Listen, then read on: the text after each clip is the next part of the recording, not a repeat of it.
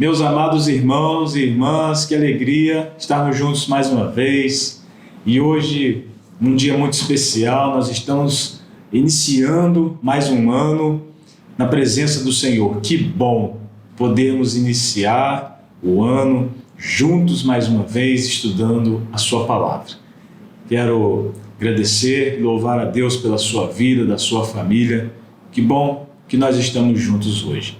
Vamos orar ao Senhor pedindo que Ele nos abençoe, nos ilumine e nos conduza no estudo da sua palavra.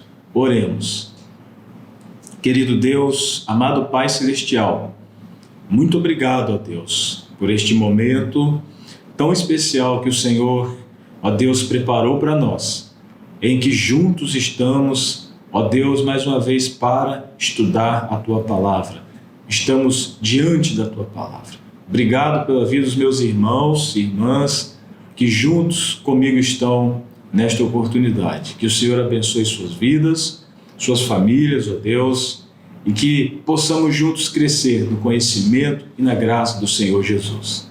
Obrigado por todas as tuas bênçãos. Conduza-nos agora, te pedimos, em nome de Jesus. Amém. Queridos irmãos, gostaria de convidá-los a uma conversa com base no Evangelho de João, capítulo 7. Vamos ler a partir do versículo 37. Se você tiver uma Bíblia aí junto de você, você poderá então ler junto comigo. João, capítulo 7, a partir do versículo 37.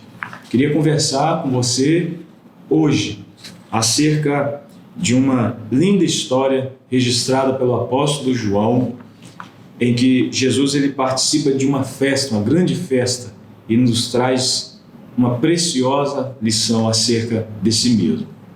Leiamos a palavra de Deus. No último e mais importante dia da festa, Jesus levantou-se e disse em alta voz: Se alguém tem sede, venha a mim e beba. Quem crer em mim, como diz a Escritura, do seu interior fluirão rios de água viva. Ele estava se referindo ao Espírito, que mais tarde receberiam os que nele crescem. Até então, o Espírito ainda não tinha sido dado, pois Jesus ainda não fora glorificado. Veja, queridos irmãos e irmãs, que o assunto sobre o qual queremos falar é Jesus Cristo. Que coisa maravilhosa é poder iniciar o ano falando justamente do nosso amado Salvador. E aqui, neste texto, nós observamos que Jesus ele estava participando de uma festa em Jerusalém. E o nome da festa, o apóstolo João vai dizer no início do capítulo 7, que era a festa dos tabernáculos, a festa judaica dos tabernáculos. Está lá no versículo 2 do capítulo 7. Era uma grande festa celebrada pelos judeus em Jerusalém. Na verdade, uma das 3 grandes festas que os judeus tinham que observar segundo a lei de Moisés. Segundo a lei, todos os homens, os varões judeus, deveriam se reunir em Jerusalém, observando ali todos os preceitos da lei para cumprir nas festas. Então, nessa festa dos tabernáculos, essa festa era uma das festas que Deus havia instituído na lei. Jesus, como era um judeu e cumpridor da lei, frequentemente nós vamos encontrar Jesus se dirigindo ao templo de Jerusalém, em obediência à palavra de Deus. E aqui, João ele inicia o capítulo falando acerca de que, inicialmente, Jesus havia dito para os irmãos dele que ele não iria à festa, mas depois ele resolve e vai, e ele vai de uma forma assim bem discreta. Quando ele chega em Jerusalém, a multidão já estava ali perguntando, muitos perguntavam onde está aquele homem, porque a sua fama já havia se espalhado por toda aquela região, como alguém que realizava milagres, como alguém que curava enfermos, e como alguém que tinha um ensino extraordinário, cheio de autoridade. E então Jesus ele sobe a Jerusalém, ele vai até lá, naquela cidade, e ele então pôde ali observar toda aquela multidão que em Jerusalém se reunia. E eram muitas pessoas, eram pessoas de todas as partes do mundo, judeus de todas as partes, espalhados por todos os países ali, que se reuniam em Jerusalém. A festa durava 7 dias. Então, era uma semana a duração da festa dos tabernáculos, onde eram oferecidos muitos sacrifícios a Deus em gratidão pelas colheitas que eles que eles tinham. Então, Jesus ele vai até a festa e nós vamos encontrar Jesus ensinando a multidão.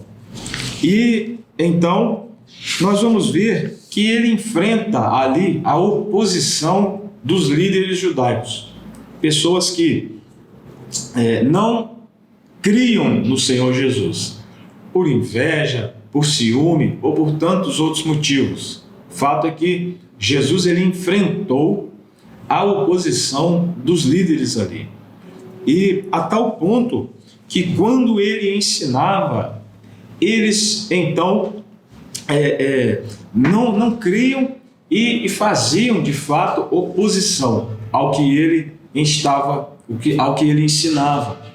Então tudo o que Jesus falava, eles tinham uma resposta, algo que contrariava aquilo que ele ensinava.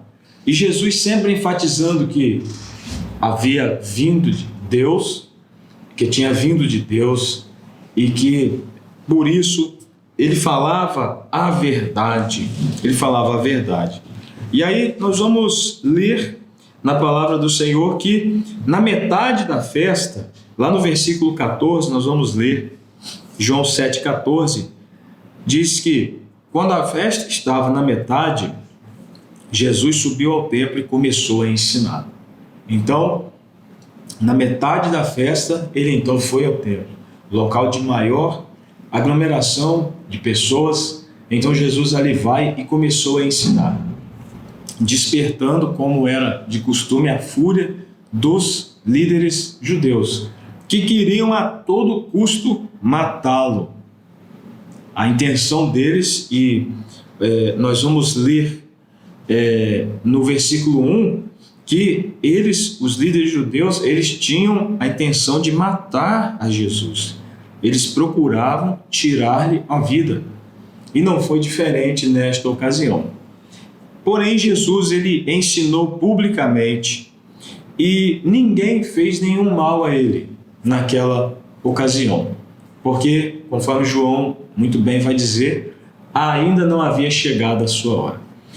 E o texto vai nos dizer, conforme lemos, que no último e mais importante dia da festa, Jesus se levantou e disse em alta voz: se alguém tem sede, venha a mim e beba.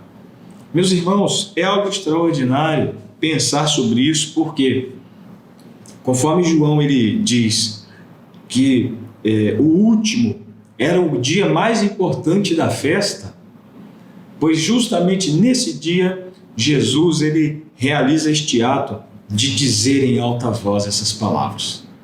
Veja que por que esse último dia era mais importante? Dentre outras coisas, havia uma cerimônia em que eles lavavam o altar com água.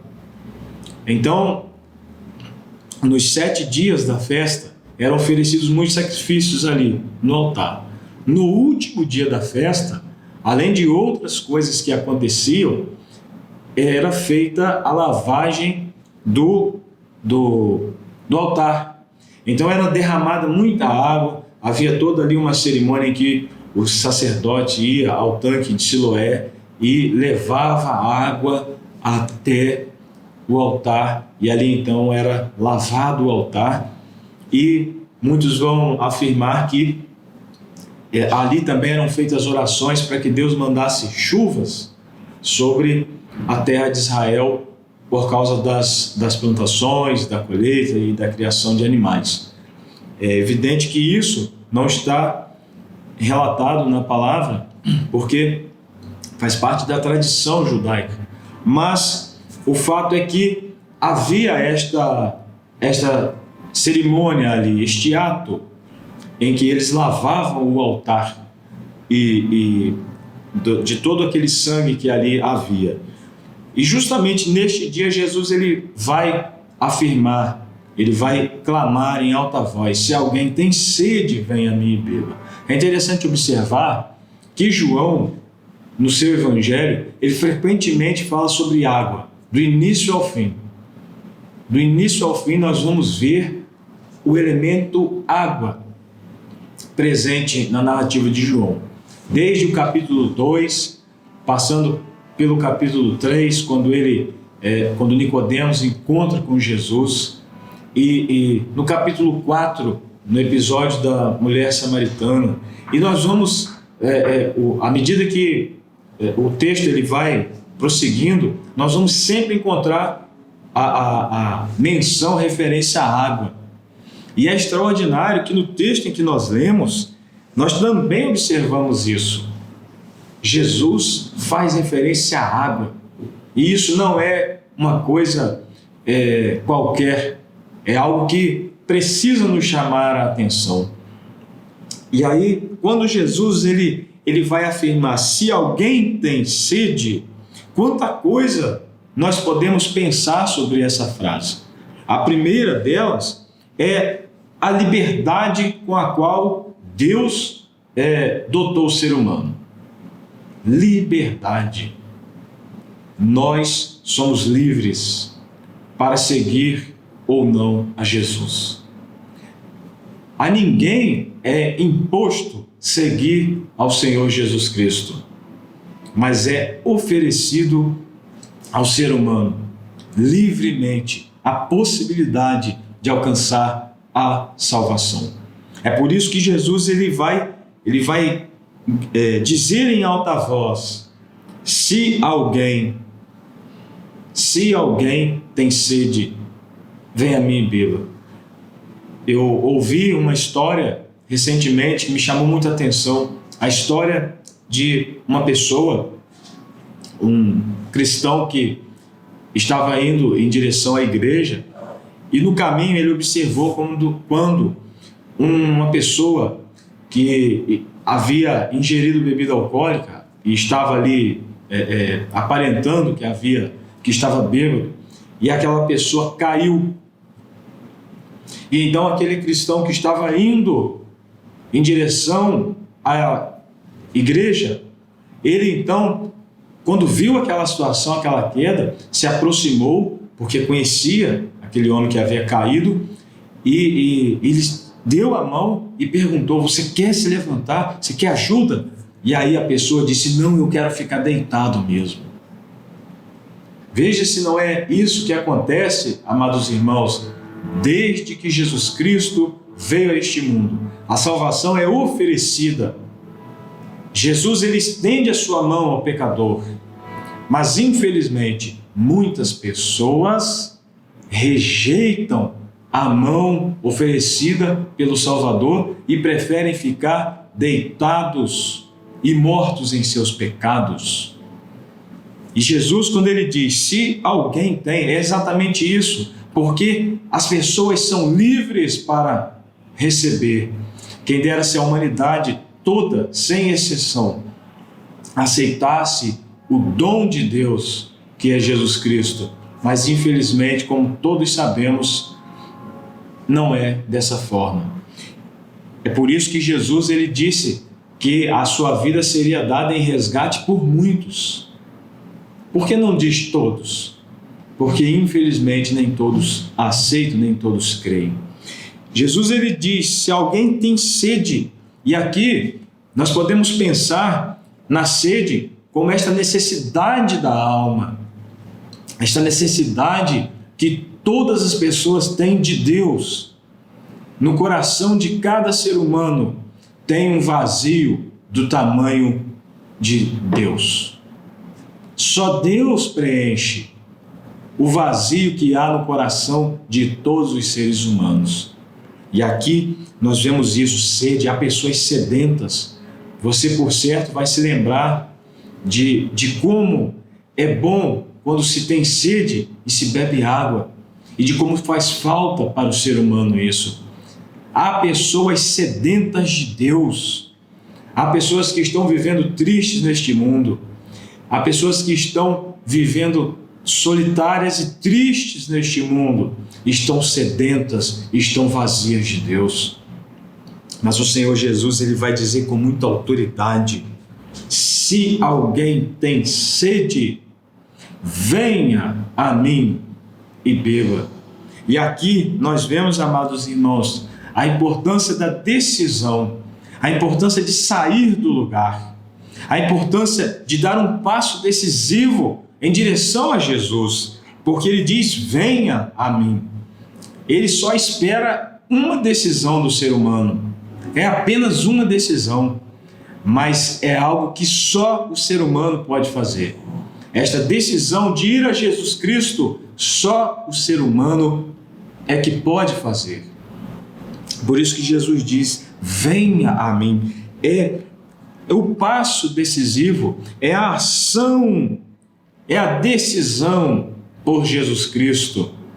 Infelizmente, há pessoas que vão protelando a decisão, vão deixando para depois, vão deixando para mais tarde, mas nunca se decidem ao lado de Jesus Cristo.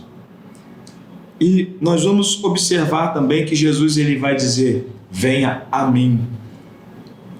Olha que interessante, aqui nós vemos a autoridade de Cristo, a suficiência de Jesus Cristo. É por isso que nós só falamos de Cristo. É por isso que nós queremos para sempre falar de Jesus Cristo e somente dele. Porque, meus amados irmãos, a quem poderemos recorrer?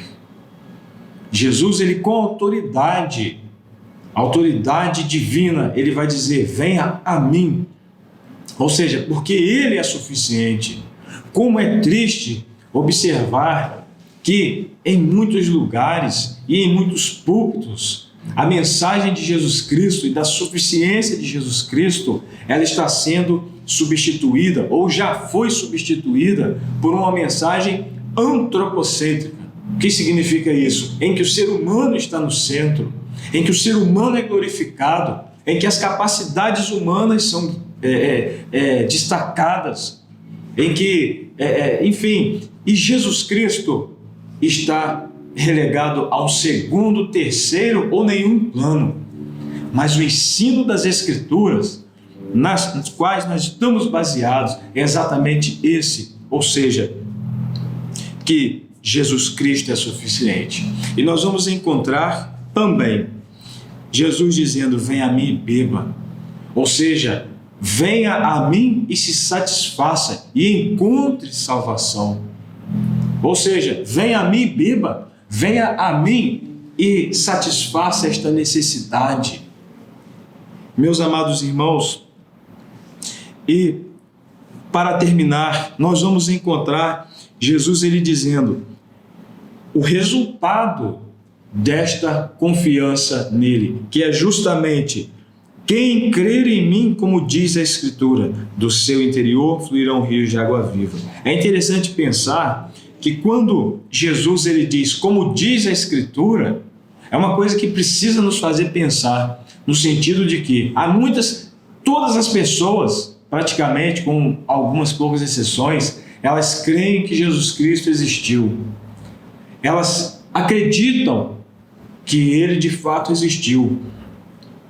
Agora, nem todas as pessoas, apesar de crerem na existência de Cristo, elas creem da forma como devem crer, que é crer em Jesus Cristo como o Deus que se fez homem, crer e se arrepender dos seus pecados e se converter dos seus maus caminhos. É por isso que Jesus diz: quem crê em mim, como diz a Escritura, não é crer nele como uma mera lenda ou como uma ficção, ou crer nele como um Salvador distante, mas que não está presente na própria vida. É como diz a Escritura. E ele vai dizer: do seu interior fluirão rios de água viva. E João explica que isso se refere ao Espírito Santo, que ele é dado a todos aqueles que creem em Jesus Cristo. Portanto, amados irmãos, que pensemos acerca disso. Nós existimos, nós vivemos por causa de Jesus Cristo. Deus abençoe a sua vida e a sua família. Até breve.